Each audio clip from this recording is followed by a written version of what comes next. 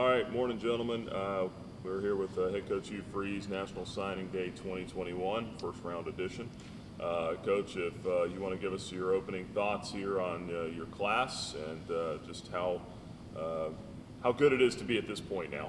Yeah, we're thrilled. We're very excited. I think the job that our staff, not just the on the field guys, but the entire building, obviously also academics, facilities, our training table staff, our administration, everyone pitched in to represent Liberty just for who we are. And I think that the ones who came and experienced the weekends with us or back in the summer or whenever they took their visit, I think they felt what we all feel there, that it's a special place with special people and trying to accomplish something very special. So we're just really thrilled to get to this point.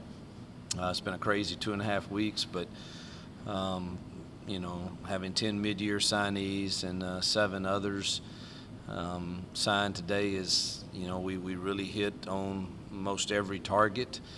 We still have scholarships left because recruiting is going to continue heading into the new year when it opens back up that first week in January, when you can transfer kids, and then obviously back to the open period around the 14th, where you'll continue leading up to that February signing day.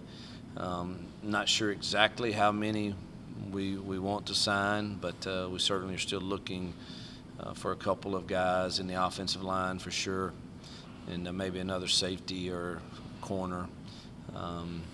But don't pigeonhole me on that. You never know what great players could come about, and we think they fit with us. But just really, really thrilled with the families. Talking to them this morning as their papers came in, I think it just reaffirmed to everybody in that room the type of kids and families that we've attracted to come join us, and we feel extremely blessed and thankful.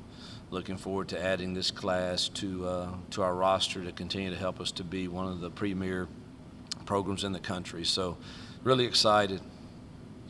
Coach, you've talked about the importance of the mid-year enrollees and getting those guys in spring ball. I mean, when you look and you see more than half your class is going to be out there in spring ball with you this year, how good does that make you feel going into next year?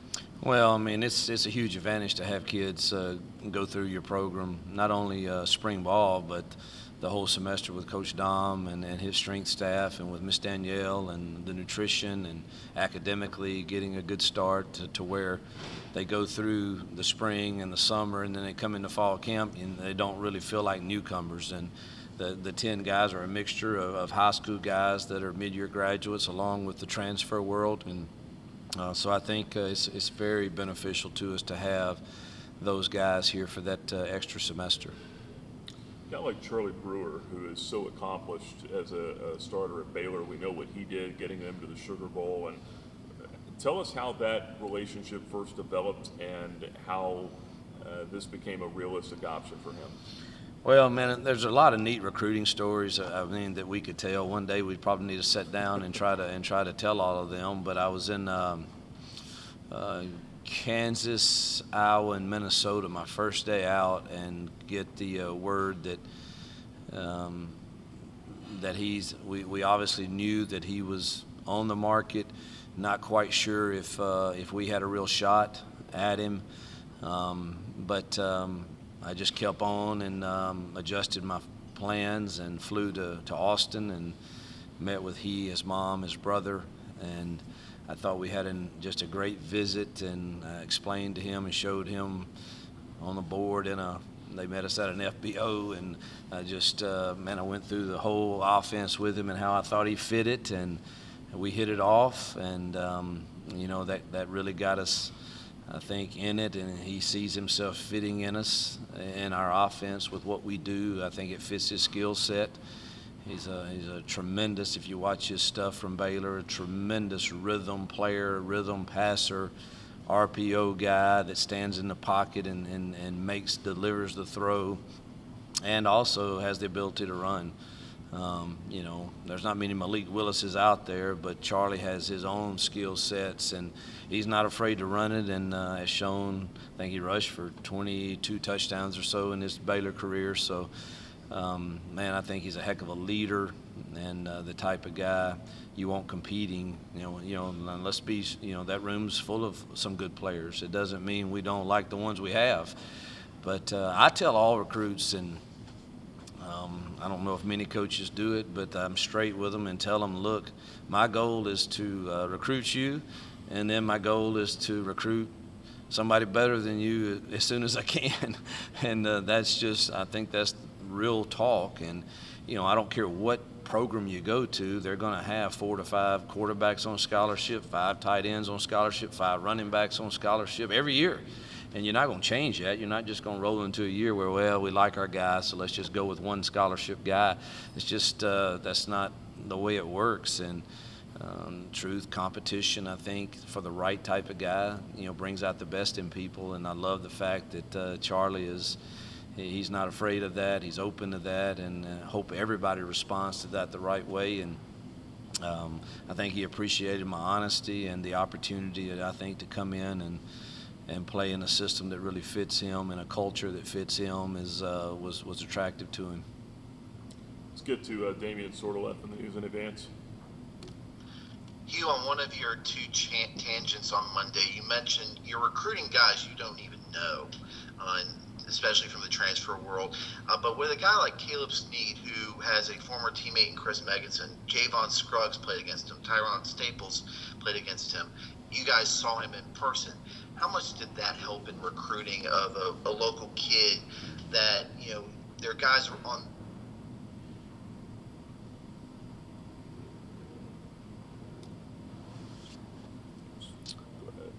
You got me, Damien?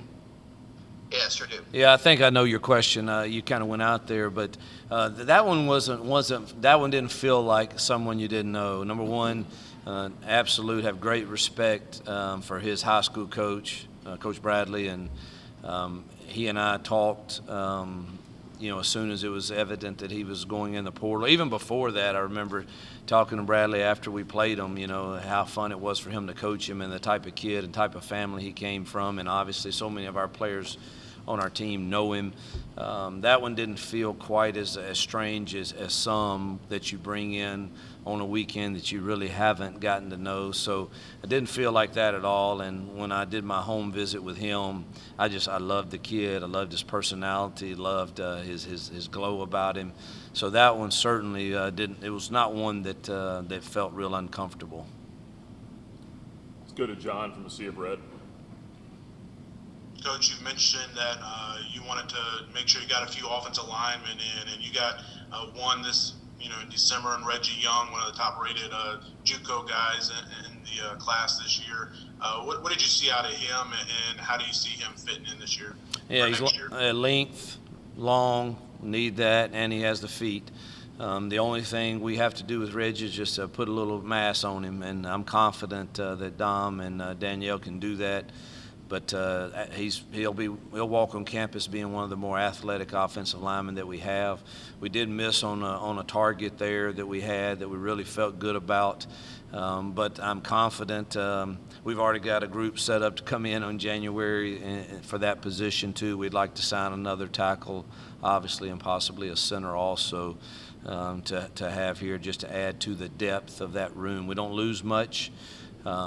And so it was big, though, that we know we'll have Reggie here in the spring for that extra work in the weight room, nutritionally and on the field. But, wonderful family.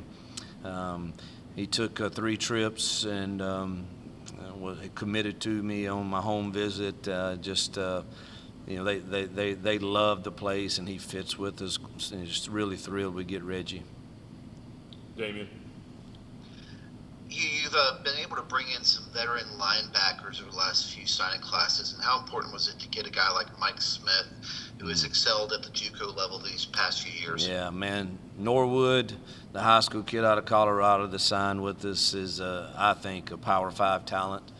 Got to see him when we went out to Colorado, and they were getting ready to play for the state championship game, and just watching the way he works and practices and plays, and then visiting with his family.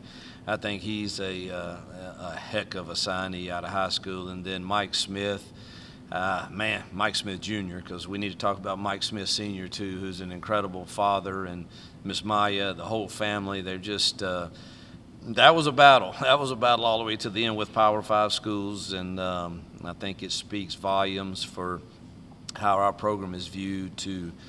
That one went down to Monday, Tuesday of this week, and really our guys did a great job. Jack Curtis was heavily involved in that, along with myself, and I think Mike Smith is, man, he's the guy that you look at and say, man, I want that guy to be our team captain and leader, and what a guy and what a player, and again, beat out some really, really good options that he had for him to come here.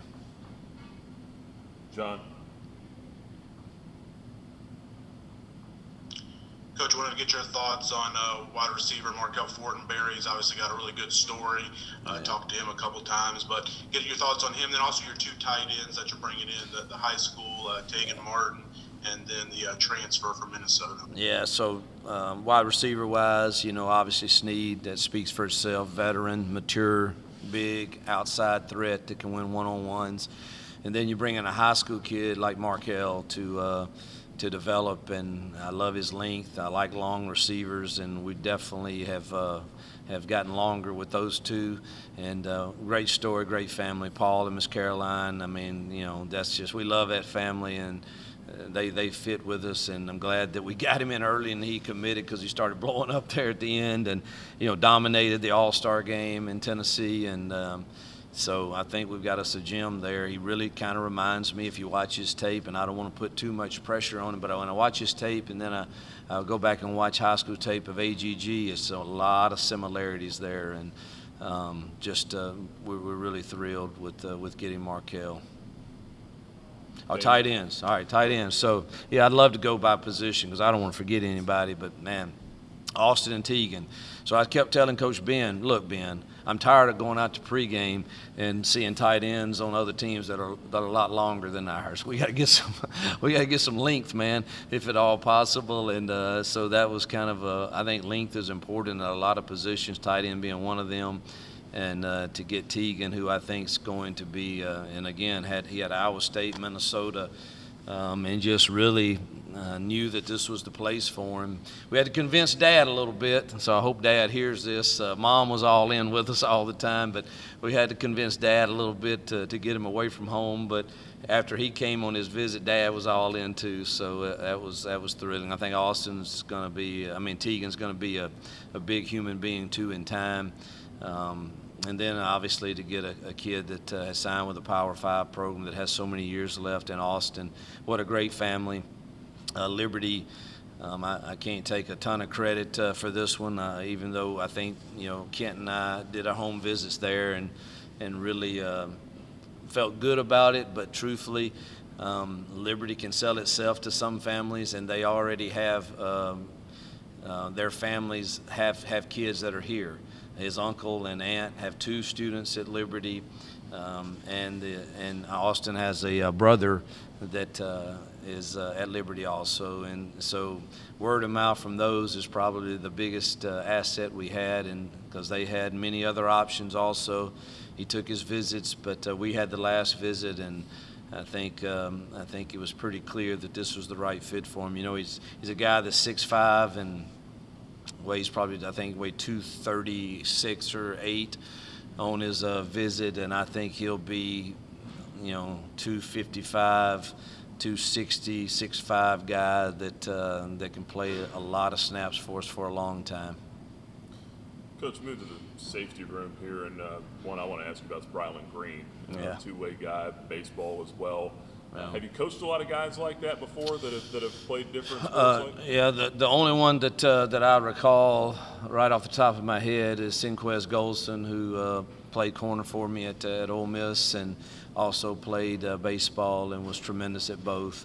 And that is one position that I think that you can do that. And this recruiting kind of wound up back in the summer they took an early visit, and I think the collaboration between our staff and Coach Jackson's baseball staff, I thought he probably sensed, because he took 3 other visits and was clear about his intentions, and really I think at the end of the day he felt like there was more unity between our staffs maybe and our plan to support him in his endeavors to do both. And another tremendous family, and that guy's he reminds me of Mike Hilton, who started all 4 years for me, who everybody said he was too small to play, and now I don't know, what's he going on, his 7th NFL season, and still making picks and making tackles. And Bryan, when you put on his tape and you watch him run downhill in the alleys and tackle, it's impressive. And so I think again,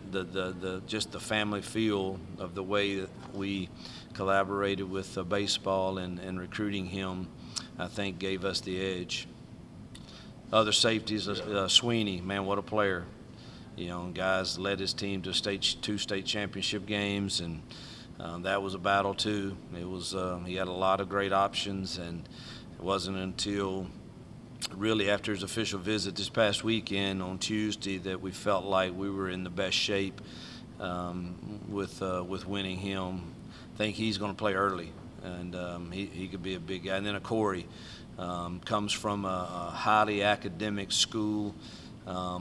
That he's just a phenomenal kid, and I think he's going to be one of those big physical safeties that we need to as we move to the next level. So thrilled to get those 3 high school safeties, one of which will be here this spring again to get extra time with us. So, and have one more spot for a safety that we'll kind of try to look for a veteran guy. Let's get back to I don't know who was next, John. Also brought in 3 defensive line guys, Dixon, Bazile, and Conaway. How do you feel about those guys, the guys that committed early? Yeah. Bryce is a Power 5 defensive lineman, and really just fell in love with us early and shut it down. I couldn't believe it. Even this last week, he sent me screen texts. I won't say what schools because I didn't like the way they were recruiting, but that's for them to live with. But they certainly were trying to bump us, and we're doing a lot of things. And his response to every one of them, he would send me the screenshots. It was always, "Nah, I'm good." And so I love his demeanor, man, and he'll be here in spring also. Mayan, gosh, man, when you hug him, the depth of his I'm not a biology major, but the depth of his back down to his spine, I like the feel of that on him. He's going to be a big human being. And what a great kid. Comes from just a hard-nosed country school. And, man, I think he's going to be here this spring also. So that's 2 freshmen that will be here. And then CJ, man, the story of his family coming from Haiti and escaping the life they had there to the life they have now, and the gratitude. It seems like kids that have gone through things like that they have no sense of entitlement and just feel very blessed. And he is Trayshawn Clark. That's who I think he is, and thrilled to have him also in those slots, and have one more spot kind of slotted there. If don't have to have it, because we've got good depth there with everybody returning, except for the ones we lost to expired eligibility. But we might look at taking one more there if it's the right guy. All right, and then Damien. Coach, you only signed 1 running back this class in Day Hunter, the transfer out of Hawaii. What did you like out of him in terms of being able to come in and, fill in that rotational spot with losing Mac to graduation? Speed, good hands, physical, really, really good lower body, really good vision. He's got to develop his upper body some with Coach Dom. He knows that. He owns it. Brought him in on his official visit. That's one of the ones that you're not sure. You're not sure. I love his tape. Here we are. We got 1 weekend to get to know him. we had a lot of great, honest conversations with he and his family that were some probably a little odd and difficult for him to sit there and listen to from me. But man, this is our family, and at the end of the visit, man, we just fell in love with him, and I think he did the same. And again, it's another kid that goes back home and he gets one Power 5 and many other group of fives trying to convince him not to sign this Wednesday and hang on until the January period, and he chose that this was the best fit for him. So thrilled to add him to that room of Shedro and TJ and Troy and the others that we have returning. And John. Coach, I think the last two is the two corners, Dexter Ricks, Antoine Jackson, two other high school guys from the summer that committed. What do you think you got in those two guys? We've done extremely well in Georgia. We're thankful for all the high school coaches there and their trust in us. Ahmad Walker's a big hit down there. Everybody loves him. C.J. Daniels, the guys that we've gotten from there have done really, really well here. And I think that helped us. And, again, Dexter's another mid-year corner that can come in and play and love his family. Great fit here. Antoine, another, that team goes to the state championship game near about every year at Warner Robins in Georgia, and the staff there has really helped us and have confidence in us. And he's another one that stayed solid through us. He's got the length and got to put on some weight. He's like Deion Biggins, can really run, is physical, and he's got that swagger of both do of a corner that you have to have in a very short memory, at corner. And excited to get both of those, and we'll look to add to that room in this hopefully in this mid-year time. Make sure I haven't forgotten anybody, did I? I don't think you did. Just like to say again, I wish I could go through every family and every high school coach of the kids we signed, because it just doesn't work without all of them being on board with at least supporting the decision to go to the school. I've seen things get really squirrely in recruiting when one of those in that circle are opposed to something. And so I'm just really thankful for those coaches and the family members that really gave us a chance, and they came and they saw with their own eyes, and they tasted and felt what it was like to be on the mountain. And ultimately, I think that environment wins out in most of these cases.